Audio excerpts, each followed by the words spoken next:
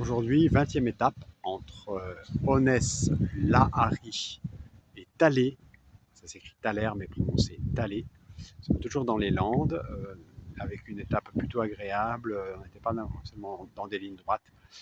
Et vraiment, il y a de très belles maisons dans les Landes. On en a vu pas mal, même perdu au milieu de la campagne. J'ai on en a vu parce que j'étais avec deux autres pèlerins.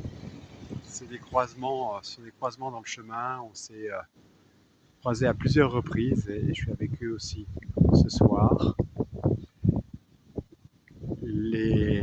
Nous avons découvert aussi des insectes immortels. Il peut y avoir des mouches sur la jambe, des espèces de moustiques, et en fait, vous leur assénez un gros coup avec la main, et puis ils s'envolent ensuite. Ce sont des insectes apparemment endémiques des Landes. En tout cas, on n'en a pas vu ailleurs. C'est la réflexion qu'on s'est faite avec les autres pèlerins.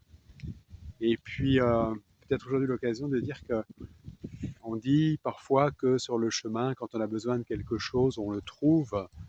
Mais effectivement, on se raconte beaucoup d'anecdotes comme ça entre pèlerins. Ce ne sont pas forcément des événements qui paraissent avoir beaucoup d'importance, mais qui peuvent en avoir sur le chemin. Lorsque, dans une étape il y a plusieurs jours maintenant, j'ai fait 12-13 km de plus, je l'avais raconté. Il pleuvait beaucoup, il n'y avait aucun endroit pour se restaurer.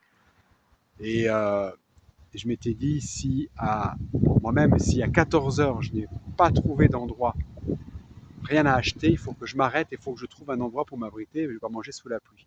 À 14 heures précises, au milieu des bois, il y avait un hangar totalement ouvert où on n'a même pas besoin d'enjamber une clôture, ce qui est assez rare, et avec de la paille à l'intérieur où j'ai pu me reposer et manger ce qui me restait dans le sac.